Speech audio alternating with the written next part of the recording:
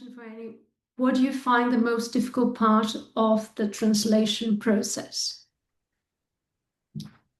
That's that's a big question. That's interesting. I think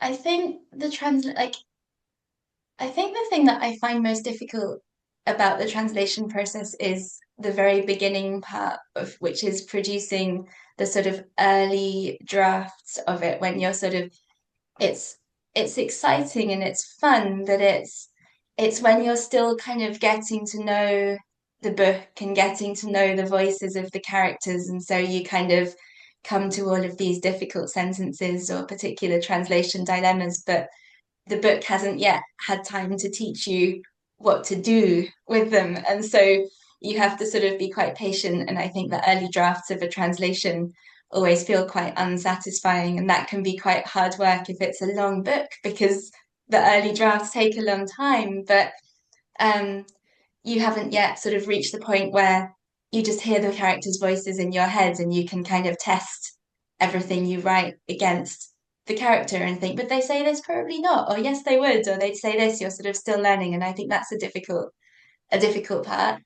Um, and it certainly, I think, was with this book. I think this book it was a really, really difficult book to translate. I was looking back at my emails back and forth with Margaret to sort of remind myself how our process had gone. And before we started swapping drafts of chapters, we were swapping emails saying, good grief, this is much harder than we thought it was going to be. And yeah, this was definitely a book that I think we sort of learned how to translate as we went along, kind of learning that every sentence and every kind of image needs to be kind of unraveled and thought through before we could recreate it again in English.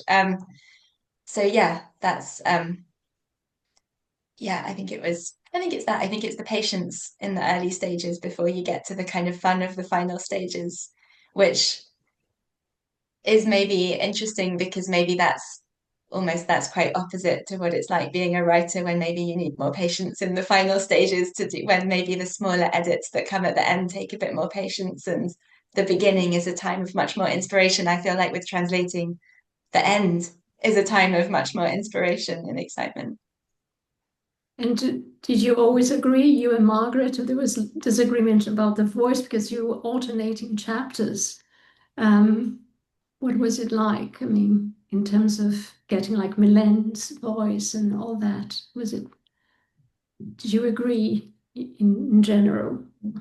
I think overall we really did. I think the person who began with the first section of the book was Margaret, and I really kind of poured over that first translation of hers because I really felt like she had found the right tone, and so I was really kind of sticking to what she'd done there with my translations, trying to kind of copy what she was doing. Um, and so I think overall we agreed, and then I think places where we ended up editing each other, like where our comments tended to come in were about the voices of the different characters, not because we didn't agree, because I think we basically did agree what they sounded like, but there were times when we were reading each other's translations, what one of our most frequent comments was sort of, I'm not sure Felicia would necessarily say this. I'm not sure this character would say it quite that way. And just like slightly kind of, we were both hearing the same thing, but we both had different ideas about how to get there. And that was sort of what a lot of our conversations were about. But yeah, no major disagreements, I don't think.